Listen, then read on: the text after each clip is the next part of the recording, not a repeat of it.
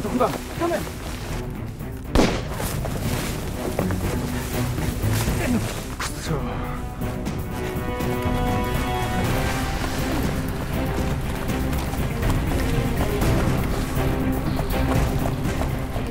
야만적인 일본의 권력은 유한하네. 하지만 진실은 영원하고 역사는 엄중하지. 그래서 전해야 하네. 우리가 쌓은 청산리가 풍문이 아닌 엄중한 역사로 남기 위해서.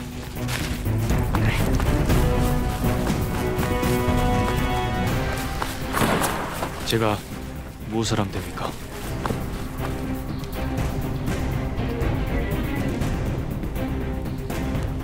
이걸 상해의 임시정부에 전하게. 아주 멀고 험한 길이 될 거야.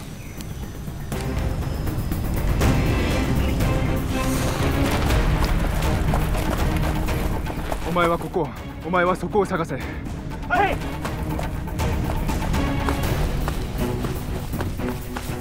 그래도 누군가는 꼭 해야 하는 일 아닙니까?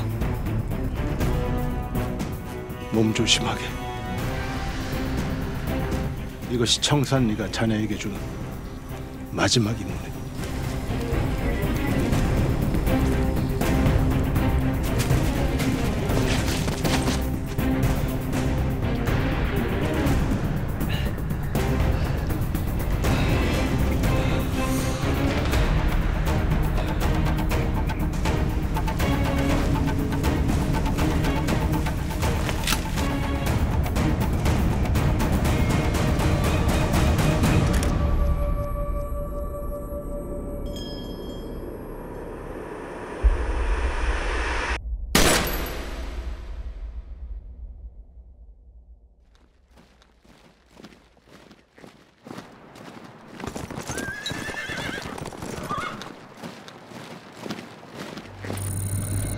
(1920년 10월 21일) 오전 8시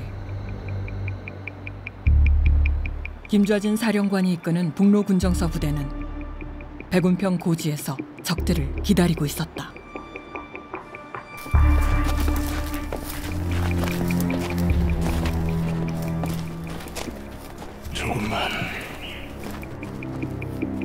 조금만 더 들어오거라.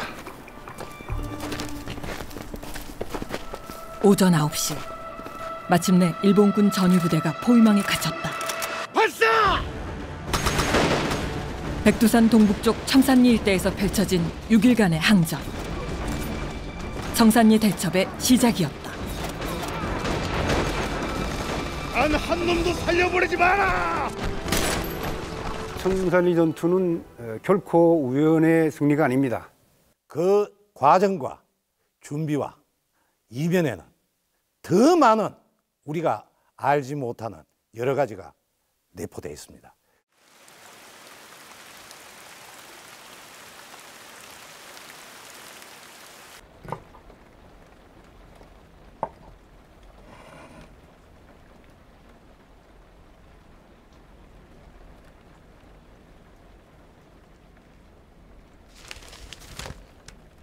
정확한 소속부터 말씀해 주시죠. 이름은 김훈. 북로군전서 연성대 제2제대 소속으로 청산리에서 싸웠습니다. 지난번 전투 보고서는 정말 대단했습니다. 정말 큰일을... 후속 기사를 기다리는 독자들이 많습니다. 그래서 말인데 독자들의 의구심 해소를 위해서 다소 불편한 질문을 하더라도 양해 바랍니다. 의구심이라면 우리 군정서의 보고를 믿기 어렵다는 뜻입니까?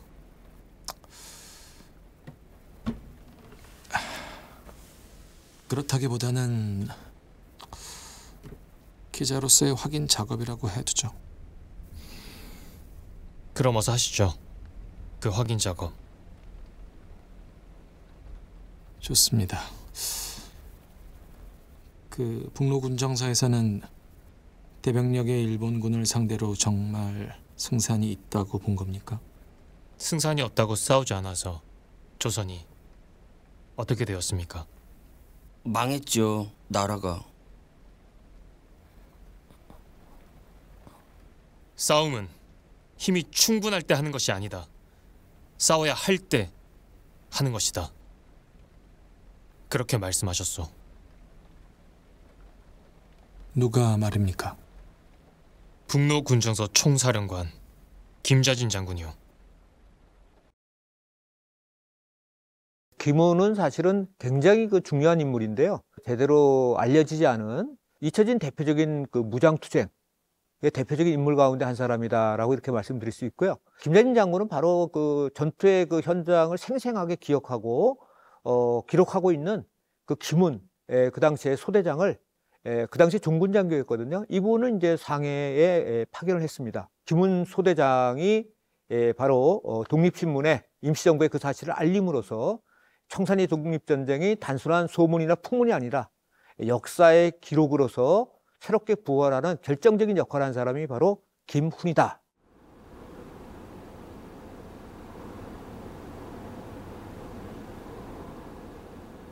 우리 군정서의 근거지는 길림사 왕창현 서대파의 깊은 산속에 있었습니다. 상해 임장이 지난해 1월 무장 독립의 해를 선언하고 일본에게 독립전쟁을 선포한 건 잘 아실 겁니다. 계속하시죠. 그때 신흥무관학교를 졸업한 나는 곧바로 북로군정서 사관 연성소에 교관으로 파견되었소. 김좌진의 요청을 받은 서로군정서의 석주 이상용이 이장령, 이범석, 김훈 등을 보내 북로군정서를 지원한 것이었다. 이범석은 이때 처음 만난 김좌진의 모습을 이렇게 회고했다. 김좌진 장군은 7척이 넘는 키, 만인을 위압하는 위엄과 도도한 웅변으로 우리를 기쁘게 맞아주었다. 교관진을 갖춘 사관 연성소는 대대적으로 신병을 모집하고 강도 높은 군사훈련에 들어갔소. 때론 너무 어린 소년들이 찾아와서 돌려보내기도 했소. 사관 연성소 입소 연령은요? 18에서 30살까지의 청년들이요. 30살이 넘으면 일반 보병대로 편입시켰소.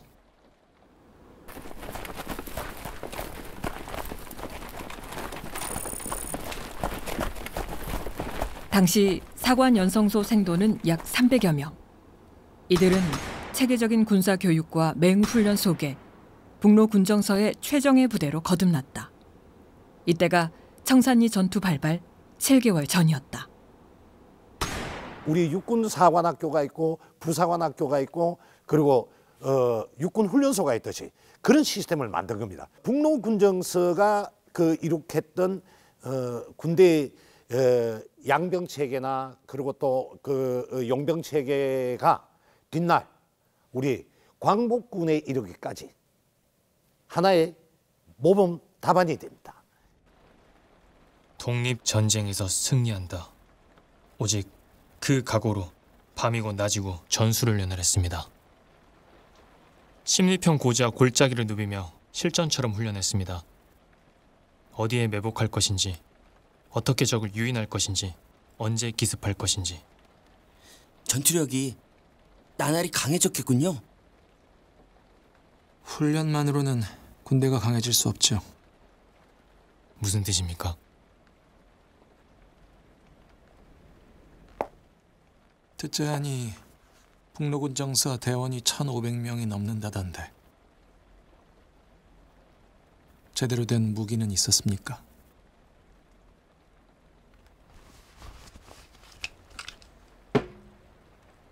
장교들에게 지급된 마오조 단총이요. 백야 장군도 같은 걸 쓰시죠. 보병들의 주력 소총은 모신 나강, 기관총은 맥심이나 콜트 혹은 루이스. 기관총도요? 어떻게 구한 겁니까? 무기를 확보하는 건 또 하나의 전쟁이었어. 독립군의 무기는 100년 전 체코 역사와 깊은 관련이 있다. 당시 오스트리아 헝가리 제국의 식민지였던 체코의 청년들은 러시아 전장으로 보내졌다. 하지만 체코 병사들은 싸우길 거부하고 연합군에 대거 투항했다. 망명 체코 군단은 서부 전선으로 가기 위해 블라디보스토크로 이동했지만 그 사이 1차 세계대전이 끝이 났다.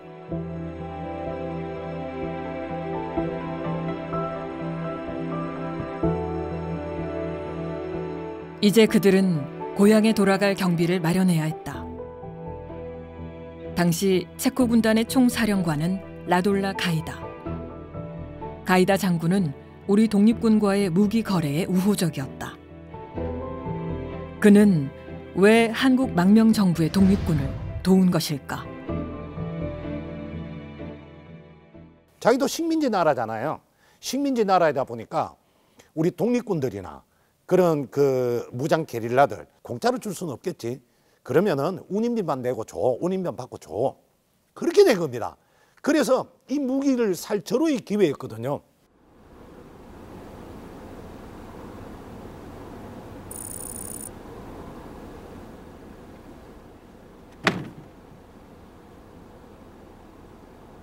Check out the weapon. 체코 망명 군단과 북로 군정서의 무기 거래는 러시아 국경지대의 깊은 산림 속에서 수차례에 걸쳐 은밀하게 이루어졌다.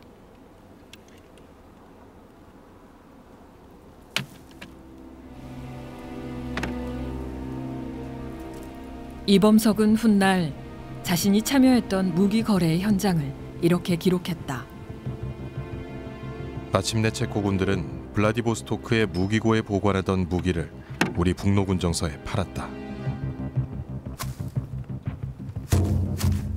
일제에 대한 복수와 서력에 쓰일 무기는 삼림 속에서 한 무더기씩 한 무더기씩 우리 손으로 들어왔다.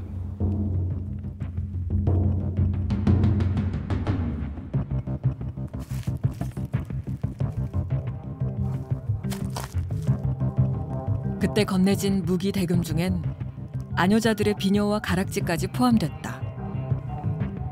독립을 열망하는 동포들이 군자금으로 건넨 것이었다.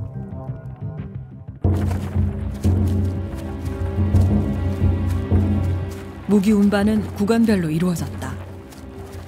이범석의 기록에는 150명씩 30개 조의 운반대가 구성되기도 했는데 최소 한 달이 넘게 걸리는 긴 여정이었다.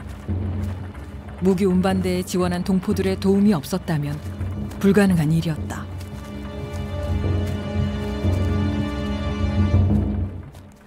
체코 군단의 무기를 확보한 우리는 기관총 부대를 별도로 둘 만큼 강력한 전투력을 확보하게 되었어. 확보한 무기는 얼마나 됩니까? 7월에 이미 소총 약 1,800정, 권총 150정, 기관총 7문, 수류탄 80상자, 그리고 탄약 20만 발을 확보했어. 그 후로도 무기 운반은 계속되었습니다. 북로 군정서는 어떤 독립군 단체도 볼 수 없었던 북만주 최강의 무기로 무장한 그런 제대로 된 독립군 단체였습니다. 지금도 우리 현대 군대도 전투가 벌어지면은 보병이 총을 가지고 이 전투에서 내가 쏠 그 200발을 찹니다. 그래서 소총 한 정당 200발씩 해서 실탄까지 다 구입을 하죠. 거기서 나온 것이 바로 모신나강 소총과 그 실탄입니다. 그렇다면 북로 군정서가 망명 체코 군단으로부터 확보한 무기들은 어떤 종류고 그 파괴력은 어느 정도였을까? 병사들에게 지급된 주력 무기는 모신나강 소총. 전장 1318mm, 중량 4.05kg, 구경 7.62mm, 유효사거리 550m. 이 소총은 청산리 전투 당시 독립군의 주력 소총인 M1981 모신 나강입니다. 당시 일본 육군 같은 경우는 아리사카 38식 소총을 사용을 하고 있었는데요. 그런데 이 둘의 가장 큰 차이는 어디서 나왔냐면 바로 구경에서 나왔습니다. 38식 소총 같은 경우는 6.5mm 탄을 썼는데요. 그러다 보니 위력이 모신 나강에 비해서 훨씬 더 작았고요. 그래서 엄폐물 같은 경우가 있을 경우에는 뚫지 못하는 경우도 생겼습니다. 특히 또 유효 사거리 역시도 모신 나강에 비해서 약 90m 정도가 작았는데요. 그러다 보니까 둘을 비교하자면 모신 나강이 소총으로서 훨씬 더 위력이 뛰어났다라고 평가를 할 수 있겠습니다. 권총류는 더 다양했다.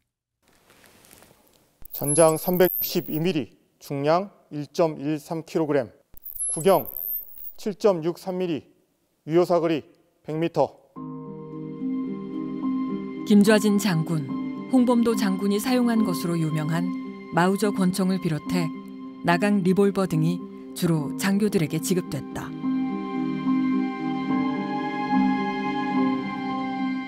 그러나 무엇보다 위력적인 것은 기관총이었다.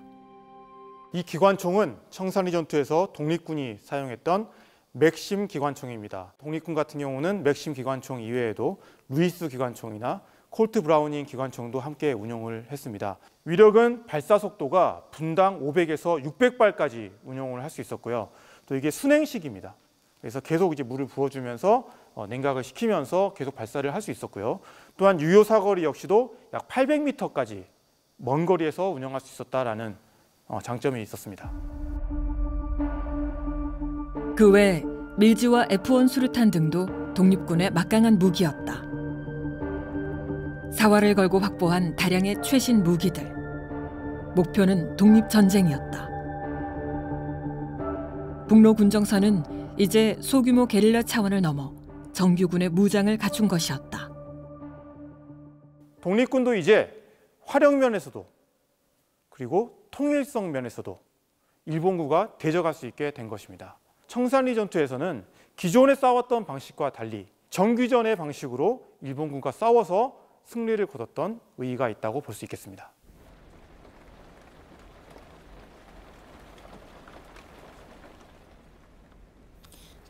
그럼 청산리 전투가 일어나는 걸 예상하고 무기를 확보한 건가요? 어디서 벌어질진 우리도 몰랐습니다. 다만 봉오동 전투에서 참패한 일본군이 잔뜩 독이 올랐을 테니 더욱 서둘러야 했습니다. 백두산 근처의 청산리로 부대를 이동한 이유가 뭡니까? 중국군을 통해 들어오는 정보가 심상치 않았습니다. 만주 군벌 쪽에서 말인가요? 대체 어떤 정보였길래?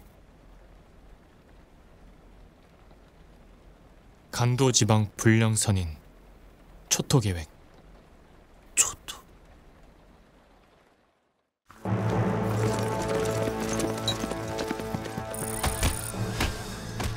スタンは関東地方の帝戦時に相当せよ。磯林支隊は今春の敵を、木村支隊は旺盛な敵を、東支隊は和流の敵を相当せよ。 만주 지역에 있는 우리 독립군 무장 독립운동 단체를 몰살시켜야 되겠다, 초토화해야 되겠다. 2차로는 이러한 독립군 부대들을 후원하고 있는 조선인 마을, 독립운동을 열심히 했던 마을들은 이제 초토화시키겠다. 초토 작전은 말 그대로 독립군을 말살시키겠다는 겁니다. 남쪽에서는 일본군 19사단이 치고 올라오고 동쪽에선 시베리아 주둔 일본군, 서쪽에선 광동군, 그리고 북쪽에선 북만주 파견대가 독립군을 포위하는 작전입니다. 2만 5천의 병력으로.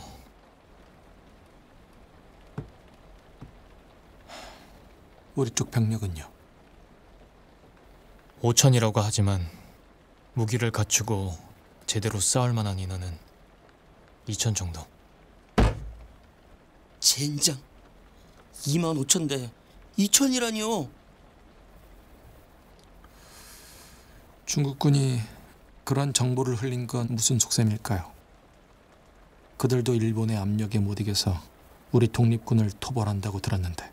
그러니까요. 내 말이. 중국이라고 일본군이 간도를 휘젓고 다니는 꼴을 보고 싶겠습니까? 겉으론 일본의 요구를 들어주는 척하고 속으론 우리와 교섭하는 경우가 많았습니다.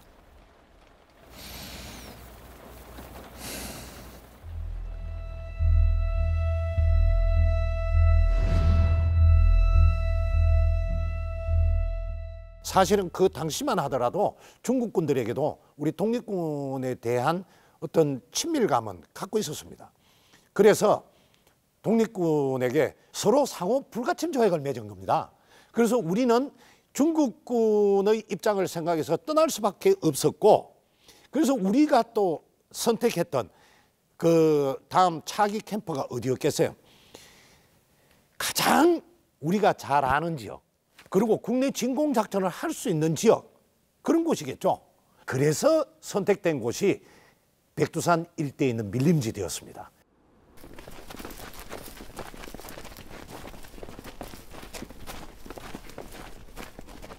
하지만 우리 군정선은 9월이 되도록 약속한 청살리로 떠나지 못하고 서대파 주둔지에서 훈련을 계속하고 있었습니다. 노령으로 떠난 무기 운반대가 아직 도착하지 않았기 때문입니다.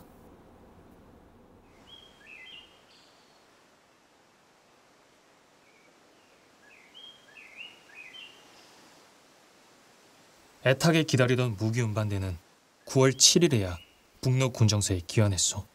무기를 구하러 블라디보스토크에 머물고 있던 서울 총재 각하와 조성환 군무부장도 함께였어.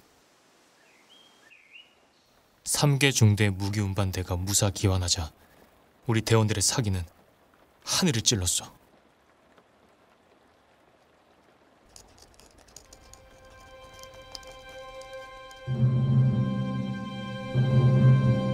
무기 운반대가 모두 귀환하고 이틀 뒤인 9월 9일. 북로군정서 사관연성소의 첫 번째 졸업식이 열렸다. 그날의 졸업장은 독립전쟁의 강인한 전사로 다시 태어났음을 뜻했다. 야수처럼 단련한 298명의 사관연성소 졸업생이 탄생했어. 그중 200명은 곧바로 북로군정서 최정예 부대로 조직됐습니다. 그때가 청살리 전투를 40일쯤 앞둔 때였어. 제군들은 북로 군정서 사관연성소의 자랑스러운 졸업생들이다. 오늘 우리가 싸워야 내일의 독립이 있고 내일의 대한이 있다. 그러니 싸우자. 기어이 이기자. 우리가 이길 수 있다는 것을 보여주자. 누구도 지울 수 없는 승리의 기억을 대한의 가슴에 새기자.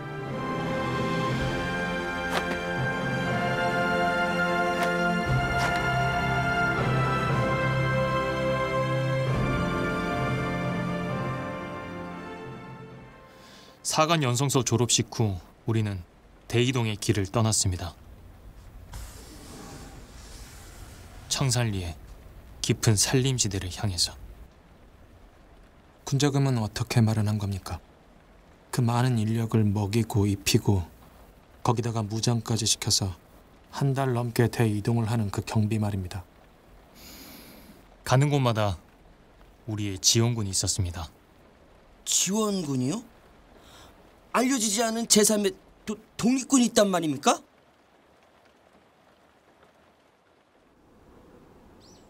백두산을 향해 행군하던 어느 저녁이었습니다. 화령연의 한 마을에 도착했는데 마을 사람들이 우리를 위해 식량을 준비하고 기다리고 있었어. 모두가 감동하고 있는데 동포들이 우리에게 차례로 다가왔습니다. 동포들이요? 군자금으로 출염한 물건을 주기 위해서였어.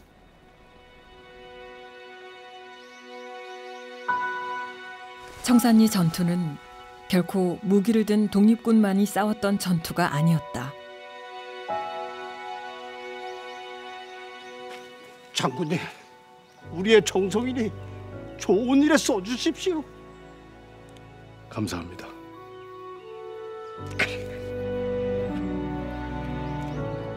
주름진 얼굴의 한 어르신이 백야 장군의 손을 잡고 말씀하셨어.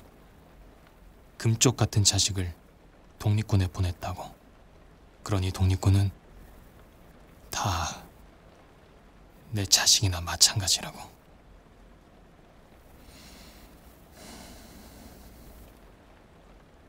우리의 무기는 동포들의 피와 땀으로 마련한 것이었어. 독립군이 물고기라면 동포들은 물과 같았다. 전장까지 찾아와 먹을 것과 군자금을 지원했다. 독립에 대한 간절한 열망이 모두를 하나로 만들었다.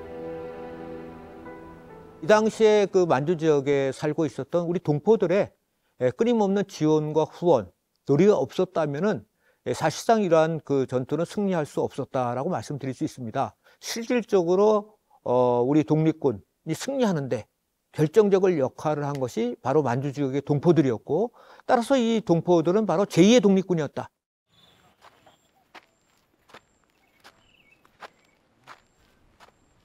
무슨 생각을 그리 하십니까? 독립군은 다 내 자식이라는 말. 아까 군자금을 나눠주시던 그 어르신이 하신 말씀 아닙니까? 내 부친은 내가 3살 때 돌아가셨지. 너무 어릴 때 일이라 얼굴도 기억이 나지 않는 아버지를 늘 그리워했네.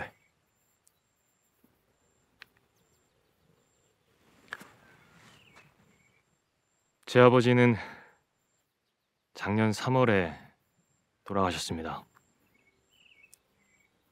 김인년 3월이면 평양에서 함께 만세운동에 참여했었습니다. 일경들의 총칼이 피에 흩어졌었는데 놈들에게 그만. 그랬군. 꼭 독립전쟁에 승리해서 아버지 원수를 갚고 고향에 돌아가야죠. 장군님은 고향이 어디십니까?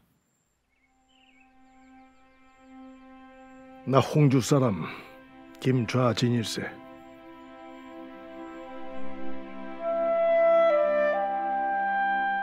김좌진의 고향 홍주는 이제 홍성으로 불린다. 1889년에 태어나 청년이 되기까지 그를 키워준 고향은 김좌진의 삶에 어떤 영향을 주었을까?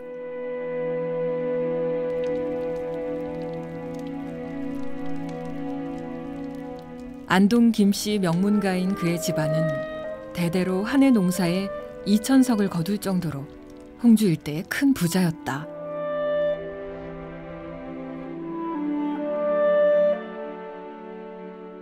하지만 김좌진은 집안의 재산이 아니라 다른 것을 지키고자 했다. 15살 소년 김좌진은 집안의 노비들을 해방시키고 땅을 나눠주었다.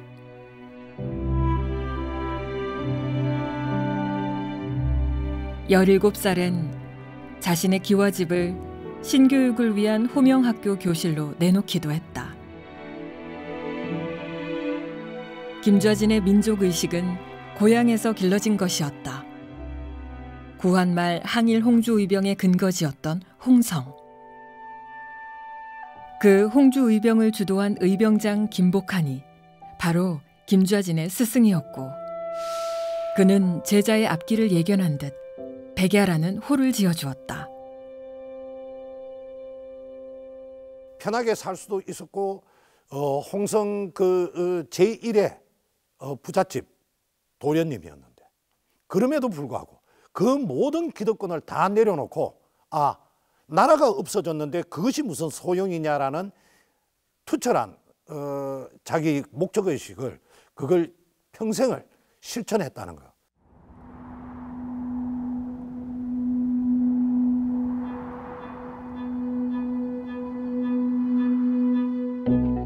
大韓帝国の皇帝は一切の統治権を日本皇帝に徴用する。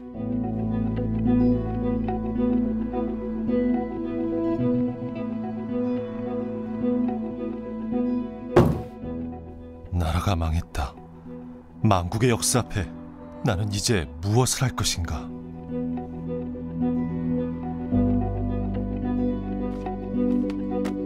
스물한 살 청년 김좌진은 행동에 나섰다. 서간도의 독립군 기지 건설을 목표로 친일 부호들의 집을 습격해 군자금을 모은 것이다. 하지만 일제는 이미 첩보를 통해 김좌진과 동지들을 뒤쫓고 있었고 결국 1911년 3월 모두 체포되고 만다. 이른바 이창양행 비밀결사 사건이다. 김좌진은 2년형을 선고받고 서대문 형무소에 수감됐다. 그러나 거기서 멈추지 않았다. 추록한 후 대한광복회에 가입. 또다시 독립운동에 뛰어들었고 망명길에 오른다. 1910년대에는 국내는 무단 통치였거든요. 그래서 국내에서 독립투쟁을 하는 데는 상당히 좀 한계가 있었습니다. 그래서 바로 만주에 무관학교를 만들어서 독립군을 양성해서 국내로 쳐들어오는 이런 대한광복회의 큰 구도하에 1917년에 이제 만주로 망명을 했고요. 그 대한광복회의 무장투쟁의 꿈을 실현하기 위해서 만주 지역에서 북로군정서에 참여하면서 더욱더 자신의 무장투쟁의 꿈을 키워왔다. 김좌진 장군의 지휘 아래 우리는 산을 넘고 물을 건너 마침내 길림성 화룡현 삼도구 어귀에 들어섰어. 독립군들이 집결한 여기 이도구와 삼도구 일대는 백두산 줄기가 부채살처럼 펼쳐진 밀림지대입니다. 이 일대 주민들은 대부분 우리 동포들이었어.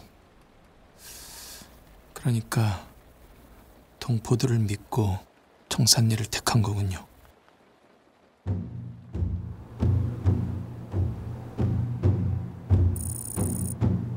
(1920년 10월 20일)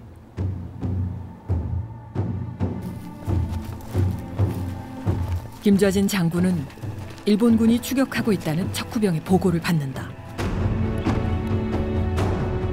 피할 수 없는 적과의 일전이 다가오고 있었다.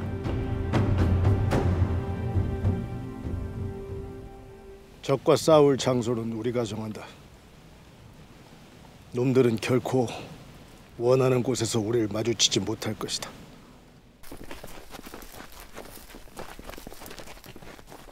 북로 군정서 부대는 백운평 골짜기 끝자락 계곡으로 급히 이동했습니다.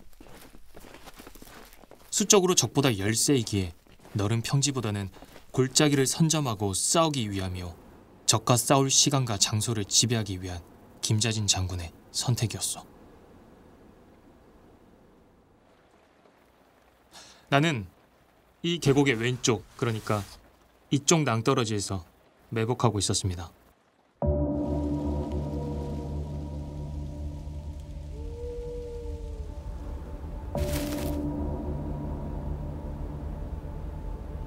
부대 배치와 매복을 마치자 어느새 새벽이 되었다. 이제 남은 건 적들을 기다리는 일이었다.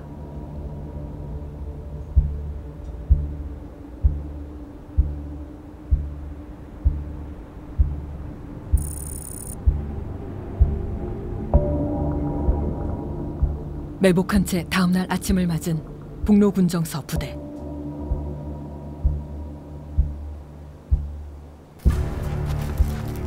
오전 9시, 마침내 적의 선두가 모습을 드러냈다.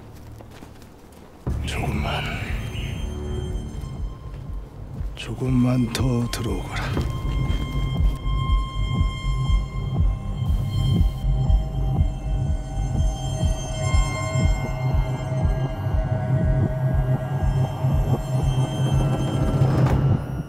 발사!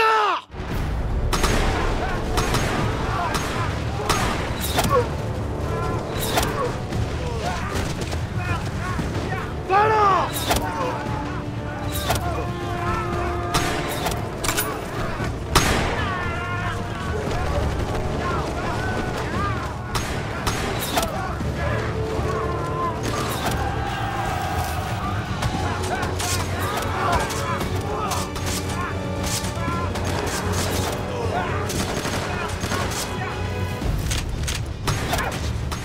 소자 야스가와가 지휘하는 적의 전위부대 200명은 백운평에서 전멸당했다.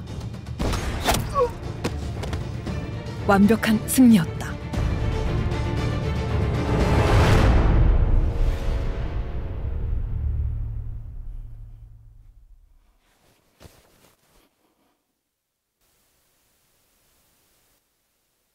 딱 이 모습입니다.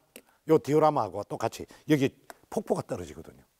폭포가 떨어지는데 이걸 직소택이라고 그럽니다. 4개 중대가 있습니다. 4개 중대가 있는데 여기에 제일 앞에 천병으로 김훈, 그리고 이민화, 그리고 이교성, 한근원, 가장 싸우기 좋고 가장 험준한 곳에 우리 정예병력만 배치를 해도 적이 아무리 들어와도 우리한테 몰살당할 수밖에 없는 지역이 어디냐? 바로 이 청살리 계곡의 끝부분인 백운평 골짜.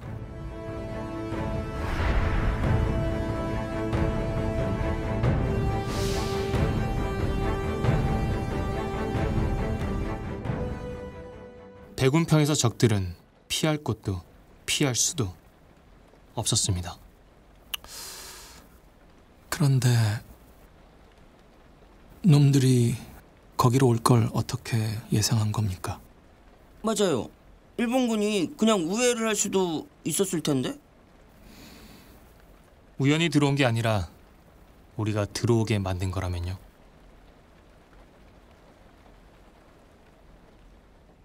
청살리 계곡으로 들어올 수밖에 없는 그 입구에다가 말똥까지 입구에다가 뿌려놓고, 그 일본군들도 정찰병이 있고 있으니까 와서 보니까 말똥이 아직 따끈따끈합니다.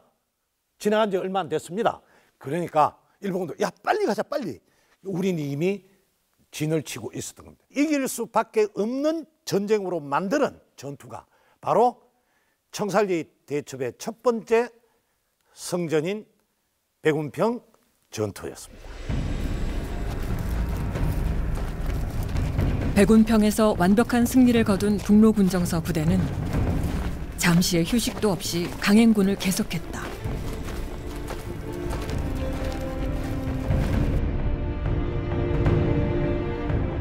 (10월 21일) 백운평에서 시작된 청산리 전투는 완로구 전투, 천수평 전투로 쉴 새 없이 이어지고 있었다.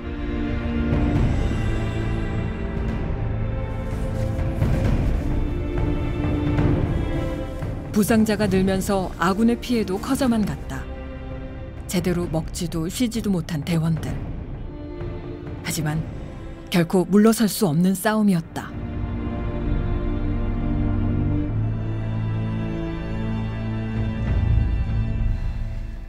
전장에서 총소리보다 더 크게 들리는 소리가 뭔 줄 아십니까?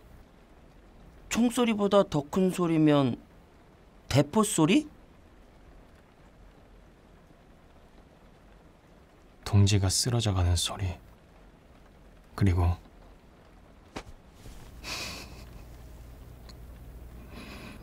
굶주린 배에서 들려오는 소리입니다. 백운평 전투로부터 천수평 전투에 이르기까지 쉴 새 없이 전투를 하게 되었습니다. 그래서 독립군들은 거의 어랑촌 전투가 벌어질 시점에는 독립군들은 그야말로 전투 한계점에 도달한 지경이었습니다. 김좌진의 고민도 깊어졌다. 청산리 일대를 포위한 대병력의 적들은 어랑촌에 본부를 두고 있었다. 어떻게든 뚫고 나가야만 했다.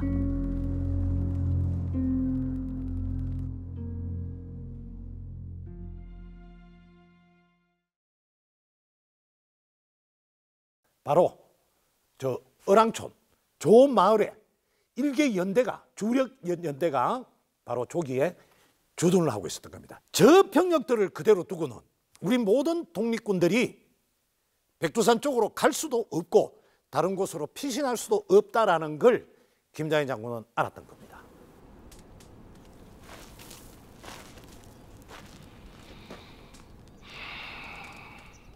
어랑촌 부근에 주둔한 적은 야마다 지대의 본진이다. 적들은 우리의 선멸을 목표로 이곳에 왔다.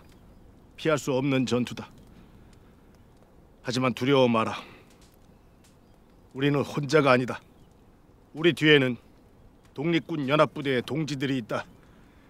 독립을 바라는 2천만 동포들의 열망이 있다. 난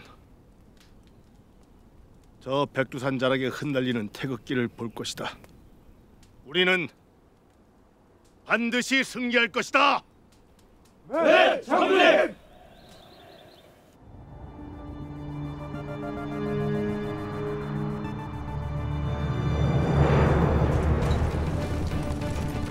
(1920년 10월 22일) 아침, 청산리 전투 최대 격전의 시간이 다가오고 있었다.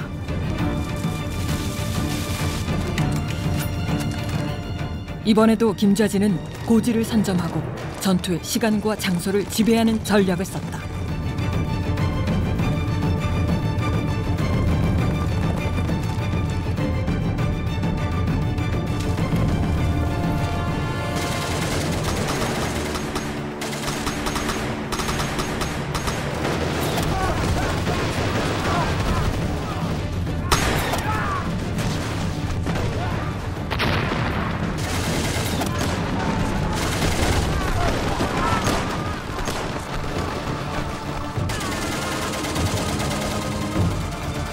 맹렬한 공격에도 적들은 끊임없이 몰려왔다. 독립군은 적의 압도적인 병력과 화력에 힘겨운 전투를 이어갔다. 아침에 시작한 전투는 저녁까지 이어졌습니다. 아군도 적군도 사상자가 늘어가던 그때 서쪽 산줄기를 타고 내려오는 대부대가 있었습니다. 적들인가요? 그 부대는 태극 깃발을 앞세우고 있었어. 다행이다. 어랑촌 서북쪽 완루구에서 독립군 연합부대가 우리를 돕기 위해 온 곳이었어.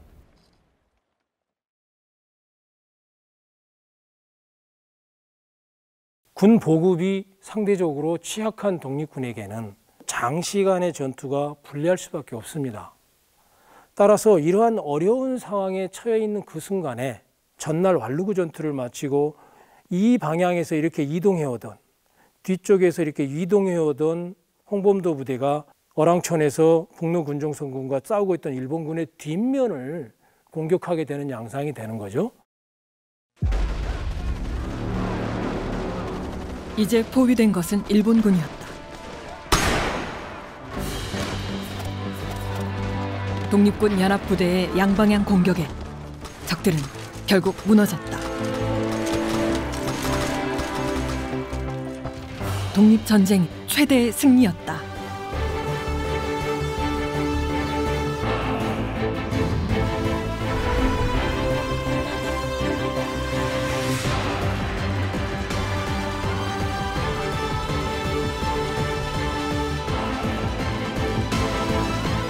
청산리. 치열했던 그 항전의 현장에 그들이 있었다. 굴복과 패배가 아닌 저항과 승리의 역사. 다시금 쏘아올린 독립의 희망이 있었다. 청산리의 그들은 계속해서 나아갔다. 멀리서 오고 있는 광복의 봄을 향해서. 장군님, 사진 한 장 찍으시겠습니까? 하나, 둘, 셋.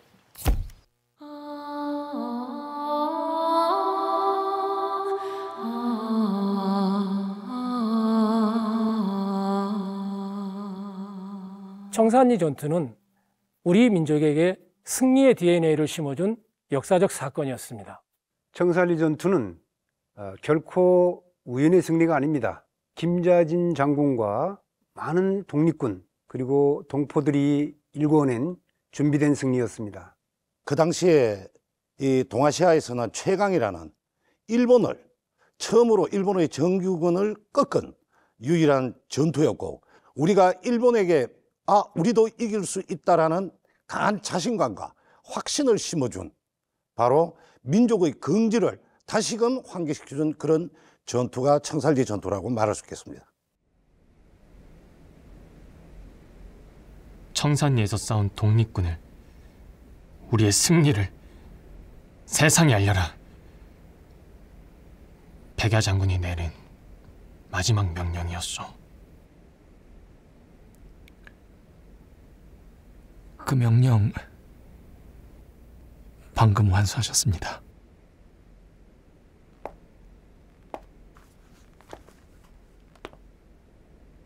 마지막으로 덧붙일 말씀은 없으십니까? 부디 청산리의 사람들을 잊지 말라고 써주십시오. 잊지 않는 것만으로도 우리는 함께 싸우는 것입니다.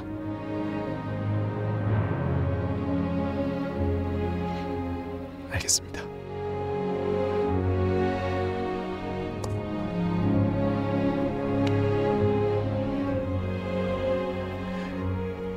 수고하셨습니다.